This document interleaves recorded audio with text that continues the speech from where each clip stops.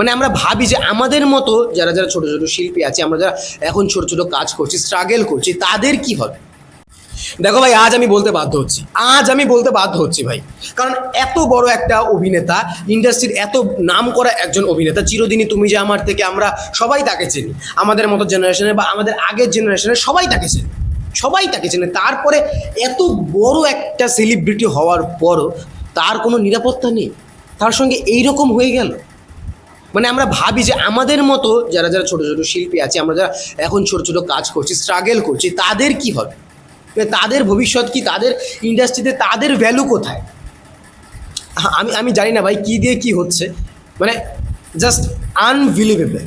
মানে এই ঘটনাটা হয়ে গেল, কারোর তো বিশ্বাসযোগ্য নয়। এই ঘটনাটা হয়ে গেল, এত বড় একটা দুর্ঘটনা ঘটে গেল, এটা আর কোনোদিন আর তাকে ফিরে পাবো? কোনোদিনও পাবো না। কিংবদন্তি আমাদের একজন অভিনেতা, তাকে আমরা হারিয়ে ফেললাম জাস্ট একটা গাফিলতির জন্য। তাহলে আমাদের জায়গাটা কোথায় একবার ভেবে দেখো। ছোট ছোট শিল্পীদের কোনো ভ্যালু নেই। আসো, কাজ করো, খাও, বাড়ি যাও, ব্যাস এইটুকু।